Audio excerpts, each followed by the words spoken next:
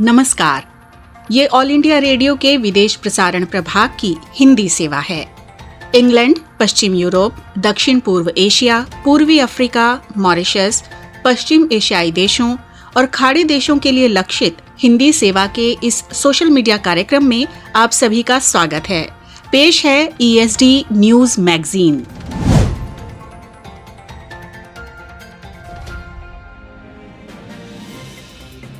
All India radio की ये हिंदी सेवा है।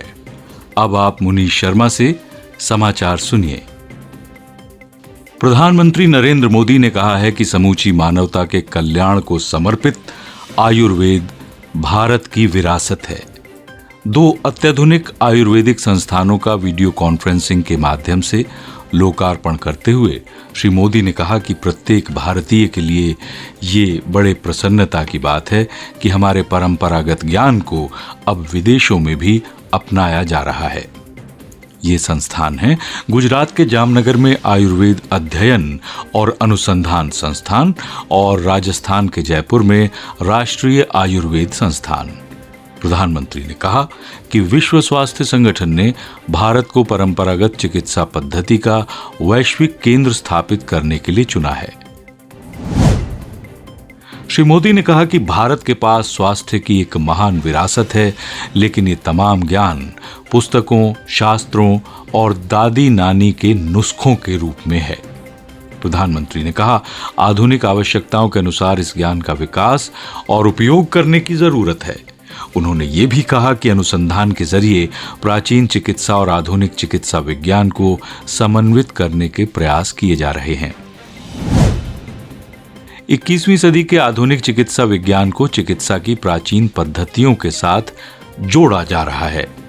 प्रधानमंत्री ने आयुर्वेद के जिन 2 अग्रणी संस्थानों को राष्ट्र को समर्पित किया है, वो आयुर्वेद को 21वीं सदी की आवश्यकता के अनुसार विकसित करने में विश्व स्तरीय नेतृत्व प्रदान करेंगे।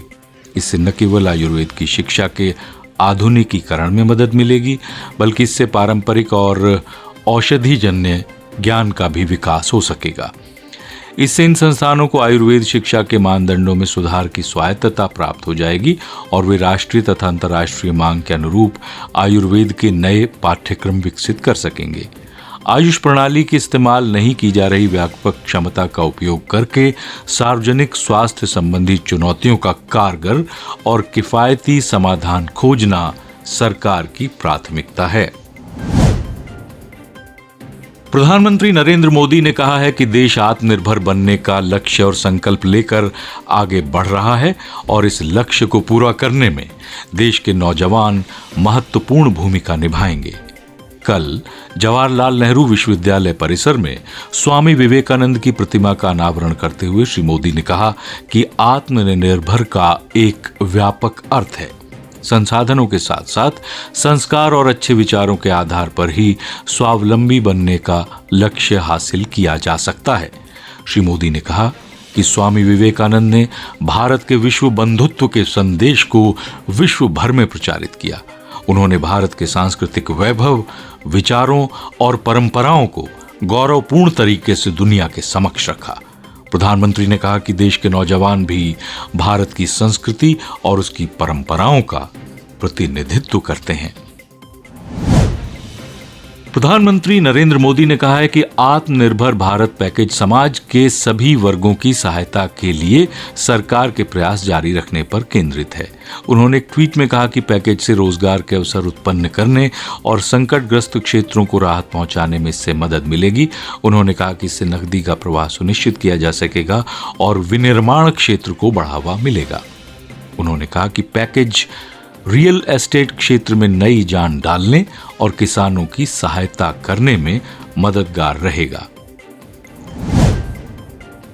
India post payments bank IPPB ने डाकिये के जरिए डिजिटल जीवन प्रमाण पत्र जमा कराने की सेवा सफलतापूर्वक शुरू की है।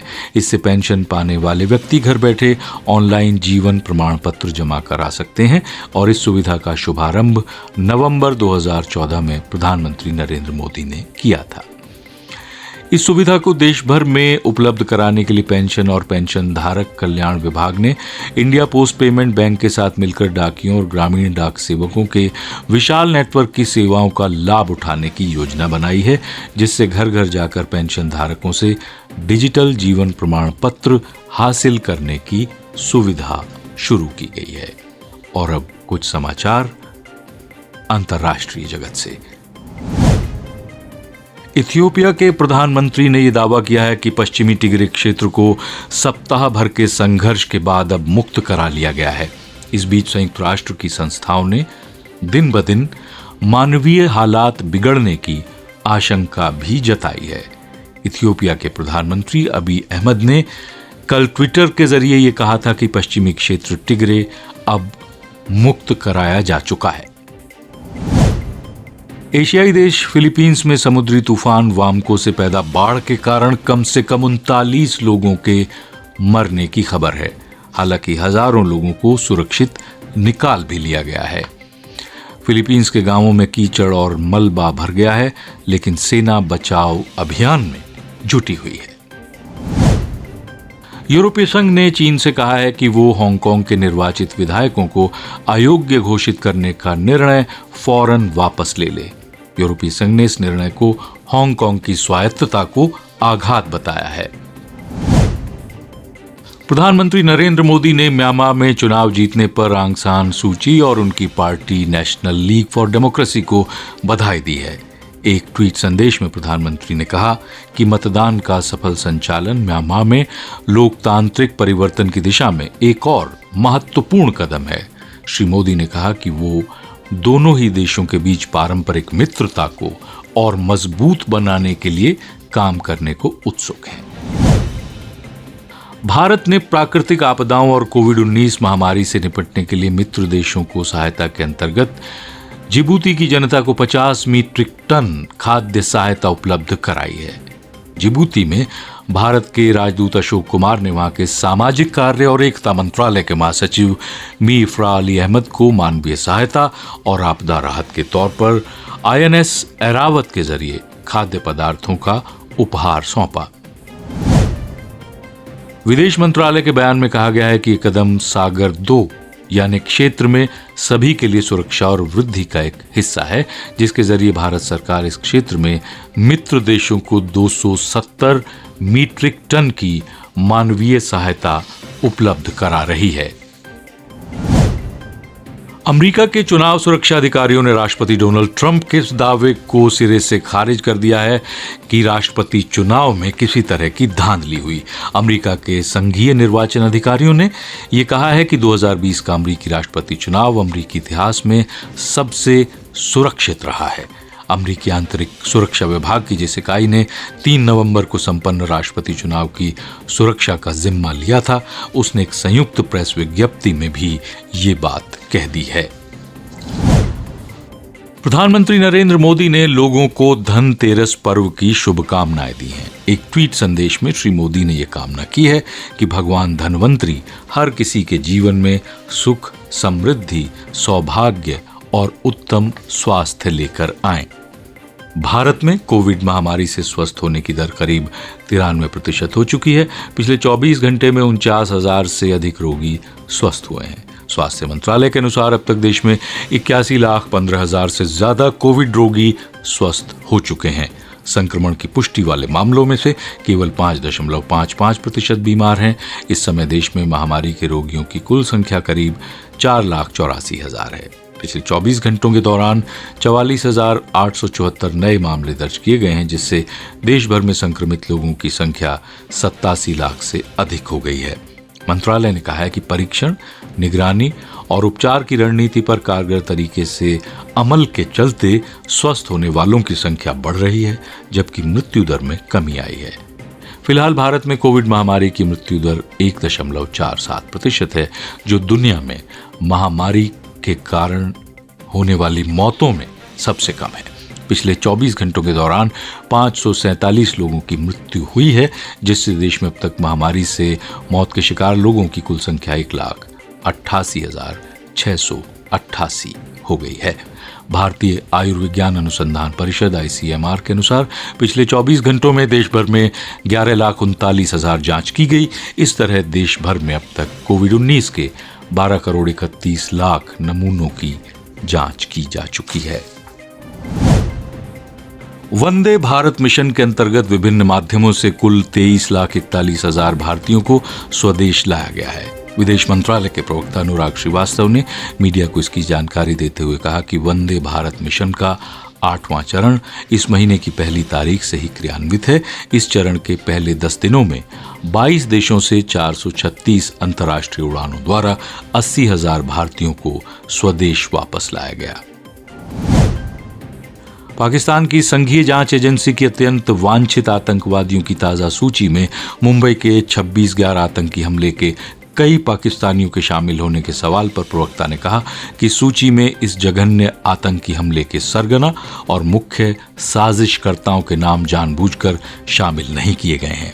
उन्होंने कहा, ये वास्तविकता है कि 26/11 के आतंकी हमले की योजना और उसे अंजाम पाकिस्तान से ही दिया गया।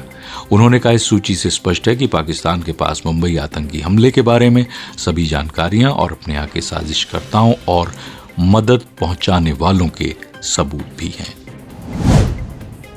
उधर यूरोपीय संघ ने चीन से हांगकांग के सांसदों को अयोग्य घोषित करने के फैसले को तुरंत पलटने का आग्रह किया है और यूरोपीय संघ ने इस कदम को हांगकांग की स्वायत्तता पर गंभीर आघात कहा है। और इसके साथ ही ये समाचार बुलेटिन समाप्त हुआ। सुनते रहिए ऑल इंडिया रेडियो की हिंदी सेवा।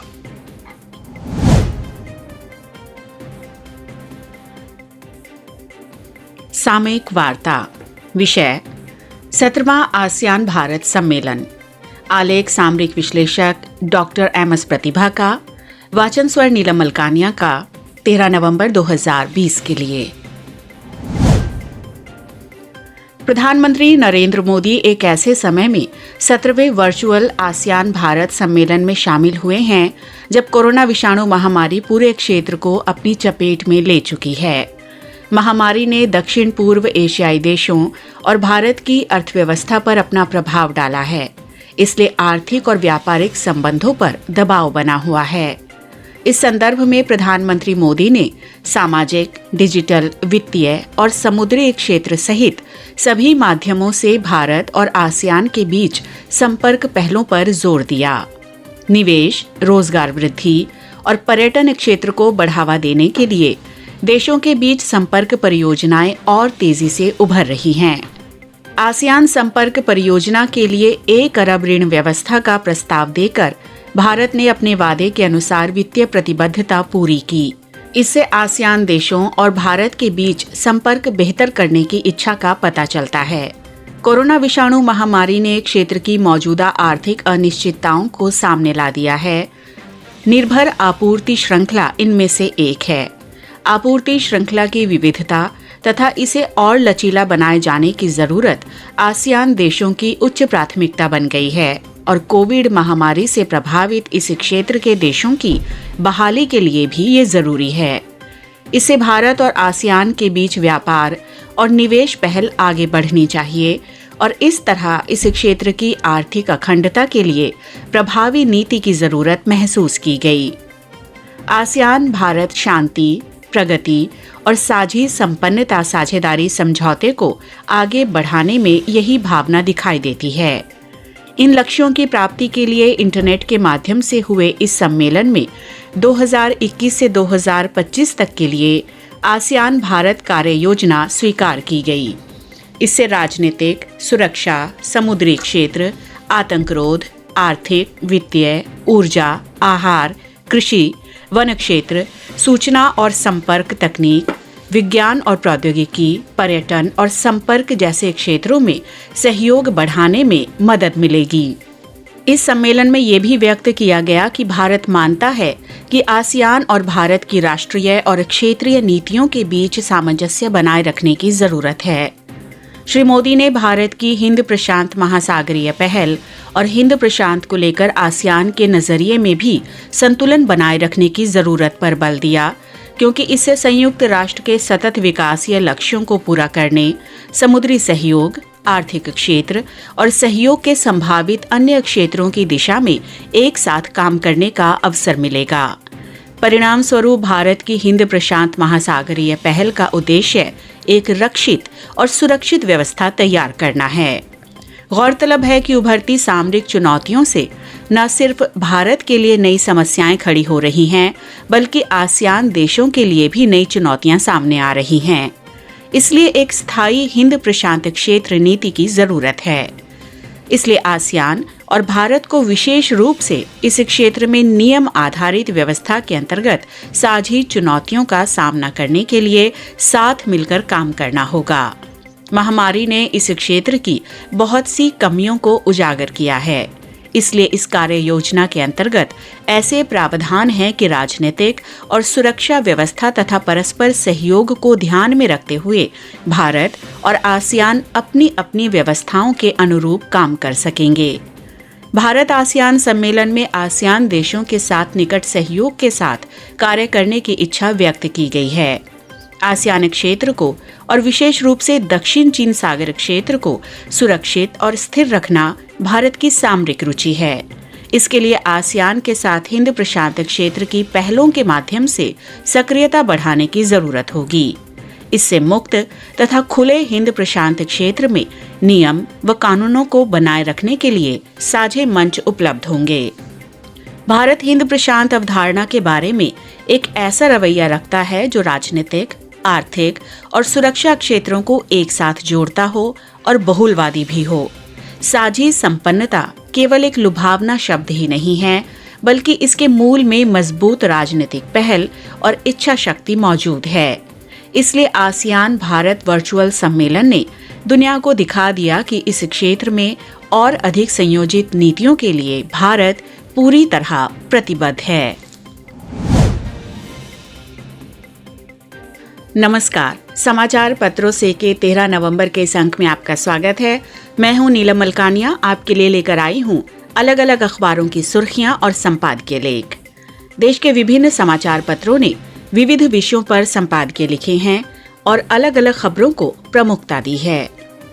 केंद्र सरकार के अर्थव्यवस्था को रफ्तार देने के लिए राहत पैकेज की घोषणा को सभी अखबारों ने आज अपनी सुर्खी बनाया है। हिंदुस्तान के शब्द हैं, किसानों कर्मचारियों को दिवाली का तोहफा। अमर उजाला लिखता है, बेरोजगारों और घर खरीदारों को धनतेरस पर सरकार ने दिया दिवाली का तोहफा। बकौल नवभारत टाइम्स, नए घरों में होगा लक्ष्मी का प्रवेश, टैक्स छूट बनकर। दैनिक जागरण लिखता है, इकोनॉमी को दिवाली गिफ्ट। हरिभूमि ने लिखा है, अब कोरोना काल में नौकरी गंवाने वालों को मोदी सरकार देगी सहारा। वहीं राजस्थान पत्रिका के शब्द हैं, धनतेरस पर खुला उजालों का पिटारा, 2 करोड़ तक के घर पर 20% आयकर छूट। भारतीय नौसेना के अत्याधुनिक स्कॉर्पियन श्रेणी की 5वीं पनडुब्बी वजीर के कल मुंबई स्थित मझगांव गोदी में जलावतरण पर हरिभूमि ने इसे अपनी बैनर हेडलाइन बनाते हुए लिखा है, अरब सागर में भारत की वजीर बढ़ी ताकत। ये पनडुब्बी दुश्मन के रडार से बचाने और आधुनिक प्रौद्योगिकी क्षमताओं से लैस है। भारत और फिलीपींस के ब्रह्मोस मिसाइल को लेकर अगले साल तक एक महत्वपूर्ण समझौते पर हस्ताक्षर करने की खबर राजस्थान पत्रिका में है। फिलीपींस भारत रूस के संयुक्त रूप से तैयार हथियार प्रणाली को पाने वाला पहला देश बनेगा। अमेरिकी स्वास्थ्य agency centre for disease control and prevention CDC के एक अध्ययन के इस दावे की कि दुनिया की 15% आबादी अगर मास्क पहनने लगे तो विश्व अर्थव्यवस्था को $1 खरब का फायदा हो सकता है को राजस्थान पत्रिका ने अपनी सुर्खी बनाते हुए लिखा है, लोग मास्क पहनने लगें तो एक और लॉकडाउन नहीं झेलना पड़ेगा। मास्क संक्रमण रोकने में भी कारगर, हाथों की सफाई और वेंटिलेशन पर भी देना होगा ध्यान।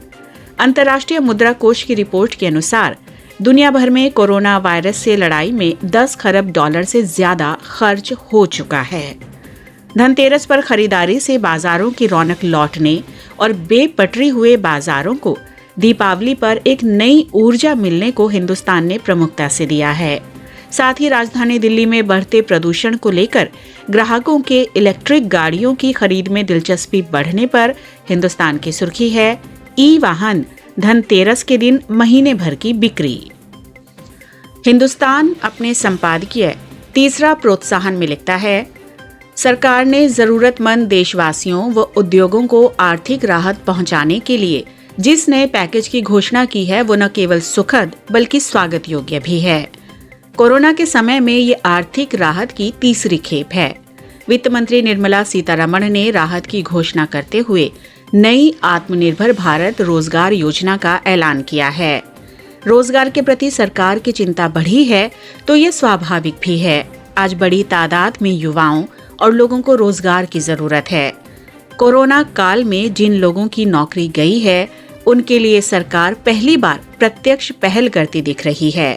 सरकार अपने स्तर पर सीधे रोजगार देने के बजाय निजी क्षेत्र और उन नए निवेशों को बढ़ावा देना चाहती है जो नए रोजगार के अवसर पैदा कर सकते हैं। सरकार नया रोजगार देने वाले उद्यमों को सब्सिडी देगी। जब आर्थिक पैकेज की घोषणा हुई है तब एक और बात बहुत ध्यान खींच रही है। भारतीय रिजर्व बैंक के हवाले से ऐसे संकेत मिलने लगे हैं कि भारतीय अर्थव्यवस्था पहली बार आधिकारिक रूप से मंदी में है। लगातार 2 तिमाही में विकास दर नकारात्मक रही है। कोरोना ने भारतीय अर्थव्यवस्था पर गहरा वार किया है। अब सरकार से लोगों की उम्मीदें और बढ़ गई हैं। ऐसे में कोई आश्चर्य नहीं, वित्त मंत्री ने अनेक आंकड़ों के माध्यम से ये बताने की कोशिश की है कि देश सुधार की दिशा में बढ़ चला है। अनेक क्षेत्रों में खपत भी बढ़ी है और उत्पादन भी पटरी पर लौट रहा है। इसके साथ ही कोरोना के सक्रिय मामले भी 5 लाख से कम हो गए हैं। इसके बावजूद वित्त मंत्री ये मान रही हैं कि अर्थव्यवस्था को बड़े पैमाने पर प्रोत्साहन की जरूरत है और बुधवार की घोषणा इसका प्रमाण है।